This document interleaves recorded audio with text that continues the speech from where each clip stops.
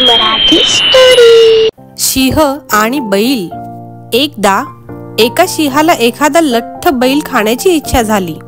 त्याने शोधाशोध करून एका बैलाशी मैत्री केली।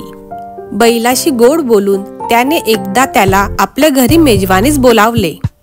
बैल मनात चरकला होता, पण सिंहाला नाही म्हणायची त्याची हिम्मत झाली नाही, म्हणून त्याने ते मान्य केले।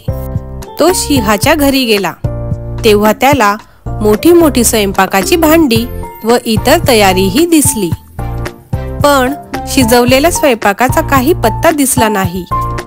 ते पाहिल्यावर मात्र त्या बैलाचा धीर सुटला आणि तो अक्षरशः पडून जाऊ लागला। तेवढ्यात सिंह आला आणि त्याला म्हणाला, मित्रा, अरे तुला मेजवानीला बोलावले आहे आणि तू पडून का जातोयस? बैल म्हणाला, ही तुमची तयारी पाहून मला कळून चुकले आहे की मेजवानीत बैलाचं मांस असणार आहे।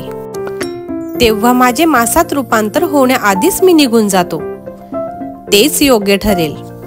तात्पर्य, कोणाच्याही गोड बोलण्याला भुलून त्याच्या जाळ्यात अडकू नये किंवा त्याच्या दुष्ट हेतू लक्षात येताच निष्ठावे, त्यातच शहाणपण आहे। गोष्ट आवडली असेल तर प्लीज लाईक करा, आमच्या चॅनलला सबस्क्राईब करा आणि ह्या गोष्टीला शेअर करा। थँक्यू।